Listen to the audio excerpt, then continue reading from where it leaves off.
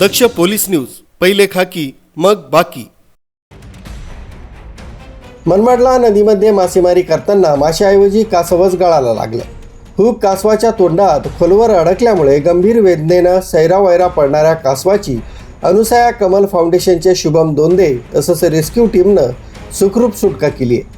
मनमाडच्या पल्लवी मंगल कार्यालय परिसरात मासेमारी करणाऱ्या एका मुलाच्या गळाला मात्र गळाचा हुक कासवाच्या तोंडात खोलवर अडकल्यामुळे सैरावैरा पळत होतं। ही बाब लक्षात येताच संबंधित मुलानं व स्थानिक नागरिकांनी तत्काळ अनुसया कमल फाउंडेशनशी संपर्क साधला।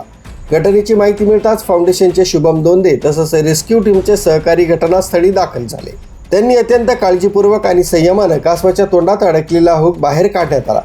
जखमेवर प्राथमिक उपचार करून कासवाला निरीक्षणासाठी 1 दिवस सुरक्षित ठेवण्यात आला। वन विभागाला माहिती देण्यात आली असून त्यांच्या मार्गदर्शनाखाली कासवाचं त्याच्या नैसर्गिक अधिवासात सुरक्षित पुनर्वसन करण्यात येणार आहे। अनुसया कमल फाउंडेशनतर्फे आजपर्यंत अनेक जखमी, आजारी व संकटात सापडलेल्या प्राणी पक्ष्यांचे यशस्वी रेस्क्यू करून त्यांना नवं जीवन देण्याचं काम करीत आहे।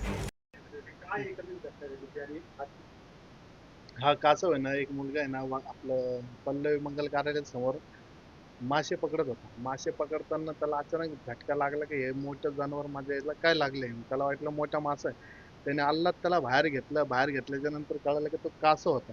मग कासव त्यांनी बाहेर काढल्याच्या नंतर तो गळ त्याच्या तोंडाच्या आतमध्ये अटकला होता। मग अटकल्यानंतर त्याला ते काढता येत नव्हतं आणि त्या कासवाला वेदना होत असल्यामुळे तो इकडे तिकडे पळ काढत होता।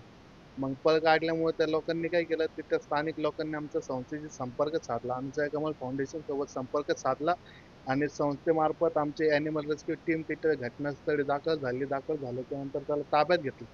ताब्यात घेऊन ते अल्लात त्याच्या तोंडातून तो गळ बाहेर काढला आणि त्याला सुरक्षित घरी घेऊन आलो आणि 1 दिवस त्याला क्वारंटाईन ठेवून, म्हणजे रात्रीतून त्याला काही दुखापत होती किंवा नाही होती ते बघून आणि मग दुसऱ्या दिवशी वन विभागासोबत त्याला सोडूनच येईल।